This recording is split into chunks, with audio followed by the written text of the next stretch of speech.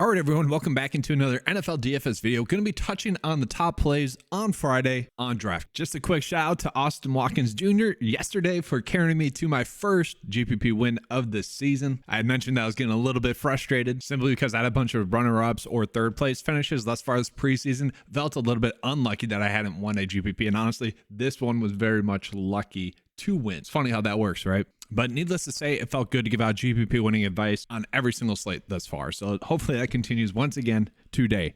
Looking at, we got a 2-game slate, 4 teams here.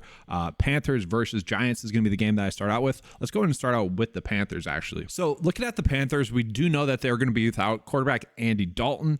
And with that, they did sign Jake Luton. So the question is, what is that going to mean for playing time for the quarterbacks? We do know that Bryce Young is going to start. The starters are going to start, and they're going to play similar snaps to what they played in the previous game. So does that mean Matt Corral is going to end up gaining about 77% of the snaps again like he had last week? Because if that occurs, that's going to be a very interesting spot, I would say. Do want to call out that Terrace Marshall, as well, the receiver, he's expected to miss a few weeks. So we're going to see here that they are kind of banged up here at the receiver position, okay? Especially if they are not going to be playing their starters that much. So like Thielen, DJ Chark, they're probably not going to play too much. And then it's just a figuring it out type of game. We know that Bird's out. If Derek Wright sits, who is someone that I really like for this game, if he sits, then we're probably just looking at Javon Wims and Shi Smith just because of snap counts, and the production should be there for them. And now I say that because Javon Wims played in 65% of the snaps last week, had 7 targets as well. Wasn't that efficient at all with that. But once again, if we get someone playing that many snaps, it's tough not to like him as a play. And then Shi Smith is someone that got banged up in that game. I would expect him to play in this game.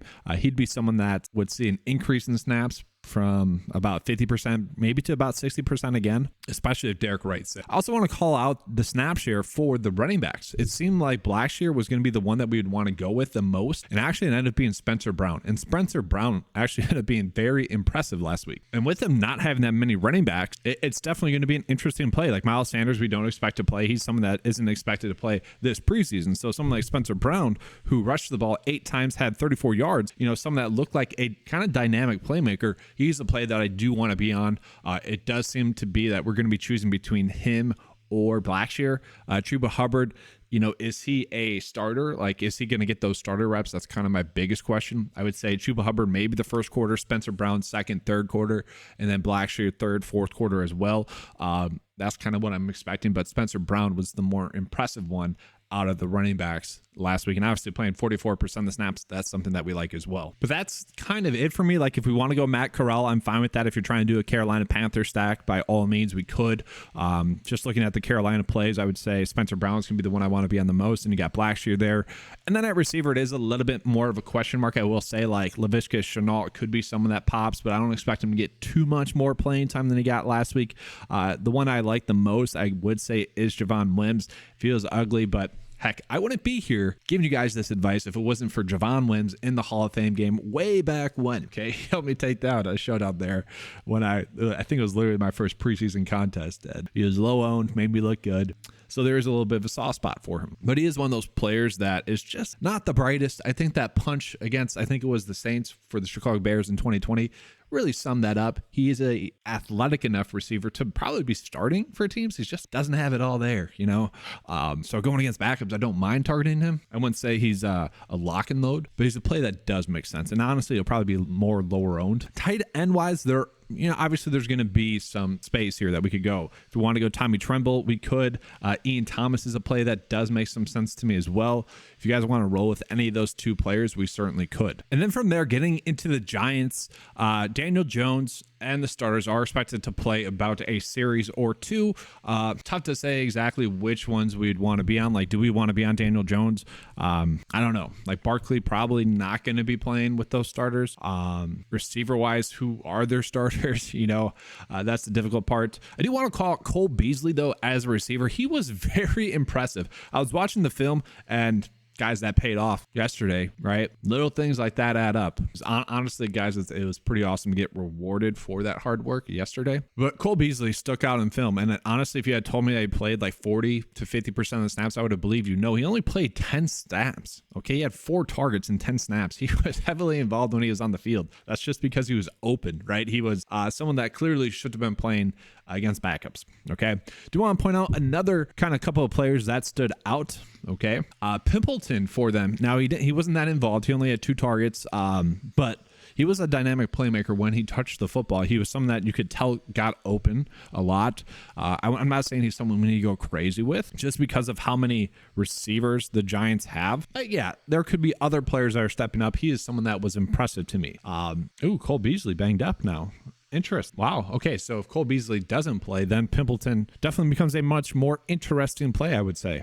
Interesting there. I do want to call out as well. Bryce Ford Wheaton is someone that got a ton of snaps. Okay. He looked, I don't want to say he looked terrible because in a weird way, he kind of has like an NFL body. You can see what team's seeing him, but he played so much, didn't get targeted that much. And when he did, he had some bad drop. If he's going to be playing them much again, he's someone that we do need to be looking at in our player. And then Corbin, the running back for the Giants as well, also stood out. The issue that I have with all these players that are kind of standing out or interesting plays for the Giants is that they spread out the wealth a decent amount to the point where it was tough to really say we need to be going in on any one play because, well, they really spread out the love. The only player that got a ton of snaps was Tommy DeVito, the rookie quarterback. He looked okay-ish. I did a quarterback ranking for like the top rookie quarterbacks in preseason week 1. I had him at 10. Like, he looked good enough in like the preseason game, but he had a touchdown. The touchdown really came because of a Nate Sudfeld terrible turnover. And then he just hit a receiver that was really the receiver being the DB. And then he just made a typical NFL throw. I mean, he still made the throw. Like, I'm not discounting him for it, but it's not like he's DTR. You know, like, it's not like he's someone that we need to go out of our way to play because of the talent. If he has a good day, though, like if he's playing a full half again, probably do want to be looking at him in some capacity. The issue that I have is who do we stack him with then? Do we go Bryce Ford Wheaton, who had 71 snaps? Lawrence Cager, the tight end, the former receiver. He is also someone I think is going to be an interesting name. He only played in 39% of the snaps last week, but there's not a lot of good tight end plays, so he'd be someone that I think we would want to look at as well. So in terms of Giants players that I want to be on, I do think it'll be DeVito. Like, it just makes sense. Like, if he's going to be getting those snaps, I probably want to be chasing that. Corbin, like I said, he did look good. Okay, the question is how much playing time will he get again today? That's my issue with the Giants. I think I would rather go with the Carolina Panthers running backs just because it's a little bit more predictable. Receiver-wise, probably would be Pimpleton and Bryce Ford. The question, once again, is how much playing time are those guys going to get? I would expect them to both get around 50% of the snaps, especially if Cole Beasley is out. We know Darius Slayton. We know Paris Campbell. We know Sterling Shepard. We know Jameson Crowder. Like, those are all veterans, okay? Like, it doesn't make sense for them to get a ton of playing time. Maybe Hodgins, we'll see. David Sills would be an interesting click as well. He's not terrible. Did seem to have a little bit of a connection as well with DeVito as well. So maybe there's something there. Let's go ahead and move on into the next game, Bengals versus Atlanta. So we did get confirmation that the starters are going to play. Obviously, Joe Burrow is not going to be a part of that equation. But the question is, how much are the starters going to play? I haven't seen any information regarding that just yet. Hopefully it doesn't matter, right? Like, hopefully the backups are just the ones that are producing. I do want to say, running back Chris Evans was very, very impressive last week. Okay, he was someone that I hyped up last year. Didn't exactly come to fruition there. Really looked good this year. And they have 2 solid young backs between Chris Evans and Chase Brown. Here was just a little check down play by Chase Brown. Able to turn upfield, get a bunch of yards on this play. Not bad. Fun play. But to me, the more impressive of the 2 running backs was Chris Evans here. I mean, makes the defender miss right there in the gap, and then he gets upfield, bursts upfield. I mean, he almost scores a touchdown here. Shoelace tackle. Very impressive runner last week. He's someone that can catch the ball in the backfield. I've been saying for a while, I don't think Joe Mixon is that good. We saw Samaje Perine kind of prove that last year at the tail end. It wouldn't be surprising, honestly, in season-long leagues if Chris Evans ends up being the RB1 in that off. Or maybe Chase Brown. Maybe it's a 3-headed monster. I like Chris Evans. And then looking at it, I'm not even going to butcher his last name. It's just a tough name to say. He was someone that we expected to play well last week, and he did. Okay, he was actually really good. Stood out on film. 10 targets last week as well. He is someone I do think we need to be looking at again because it makes sense for him to get some playing time again. Here are some plays from him last week. I mean, just really stood out. kind of Austin Watkins Jr.-esque, rocking that 80 number as well, but he was just open a bunch. That's really the tall tale sign here, that he's running good routes, just open every single time and look good. I mean, this play was very impressive, I thought. Really shows off his athletic ability and his vision there. Oh man, he stood out, obviously. And if he's going to be getting that playing time again, which it makes sense for him to get, he is something that we should be looking at. Nearly pulled in that touchdown and just, once again, always open. And if we remember last year for the Bengals, they were kind of a soft spot for us with the receiver position, with Kendrick Pryor being the one that was going off a bunch. So I do think we can look at them again this year. Other ones that were kind of standing out, Charlie Jones got 6 targets in that game. If he gets 6 targets again, he's going to be someone that should be a good DFS play. I do want to call it as well that they did kind of turn to him in like 3rd and short situations a couple of times. Now, he wasn't able to create separation like he was in college, but they were looking to him. They kind of like him, so still not a terrible play there. And then looking at it as well, there's another receiver here that got a lot of hype in preseason last year, and up again, I think it was 7 or 6 targets last week. So certainly someone we can be looking at. Those backups did get a lot of playing time. And so at the quarterback position, the question is, will it be Jake Browning and Trevor Siemian again, splitting the halves? Probably. That makes the most sense. Neither of them really look good against the Green Bay Packers defense. So tough to say if we should really be going in on them. Like I said, I do like Chris Evans.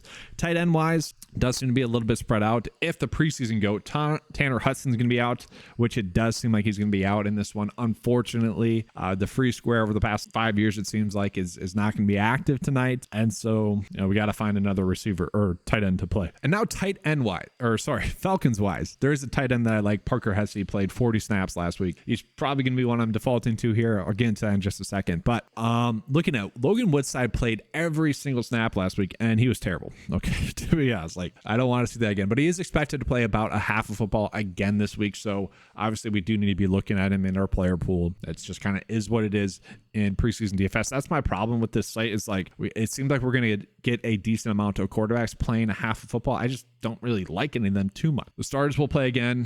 Figuring out how much exactly, we don't know. That's another issue with this slate, is that these teams aren't as direct as some of the other teams last week and even last night. Godwin, the running back here, he was super impressive last week. It was just kind of refreshing. Just good cut back there. Obviously, you guys can.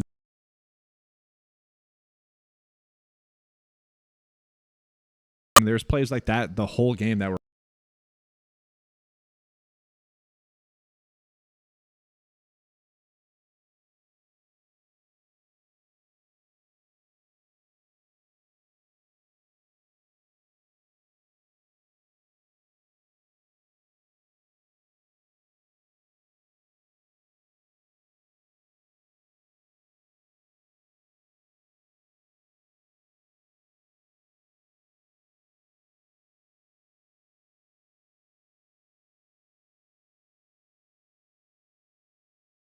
So we do have some good running back opportunity in Atlanta, and really on this slate, it's one of those weird ones where I might actually not mind putting a running back in the flex. I've been going with receiver mostly there. We'll see. Receiver wise, they are just too deep at the receiver position. I don't really feel comfortable with any of them. I wish I could say this player is the one to go with. Malone has been someone that has been getting some hype. I don't mind that. Penny Hart looked all right. The issue is they spread out it too much to really get a good feel for it. And I do want to call it Parker Hesse. He did play a lot of snaps. He's someone that I think won't give us a 0. As always, that's what we want to be chasing at the tight end position, is players that will not be giving us a 0. So this is kind of what I'm looking at for the NFL DFS preseason pick. Now, real quickly, I do want to get into some props. I was able to run this one out yesterday on Underdog. Just missed out on a slip going 5 for 5 because Tyreek Cleveland obviously got injured in that game. That was unfortunate. Kind of a blessing and a curse for him to get injured. I think a majority of my lineups do better as a whole. I don't think I take down GPP though if he's active throughout that game. So it's one of those weird things, but good day yesterday as a whole, props wise. Just going to touch on that real quick here, and then I'll begin out of here. So just looking at the prop line differences, we aren't getting too many big prop line differences right now. The biggest one is going to be passing yards for Trevor Siemian. And what does this tell us? This tells us that Trevor Siemian probably going to play a full half of football. That's what they are seeing. And same thing for someone like Matt Corral. So those are probably two players that we want to be on a decent amount because, well, they are projected to have the most passing yards. Okay. Shi Smith and also Javon Wims, I think they're going to be good plays. I already did their over receptions here because it just makes sense for them to get a bunch of playing time. And we had this free square here. I might be fine running the hires for their receptions, Shi Smith and also Javon Wims, and then also using Anthony Richardson there as well as that free square, because chances are it's either going to be a push or a payout. Looking at the other props that I like here, I would say this would probably be forcing it a little bit, but we could roll with this one as well for the over. We see Jake Browning getting about 97.5 passing yards as well. That's telling me that, okay, it is probably going to be these two on the field for about a half of football. So probably want to be rolling with those two a lot. Pimpleton, he has a low yardage total. If you want to do his over, you certainly could there as well.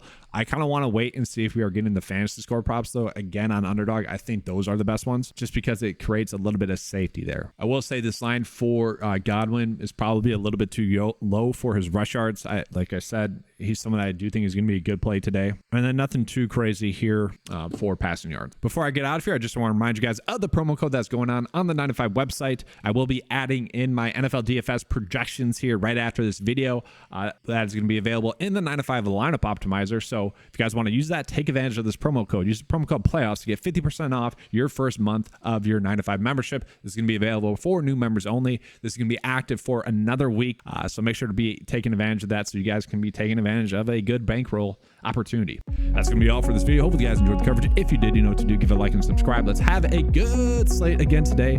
Thanks for watching. As always, let's keep cashing.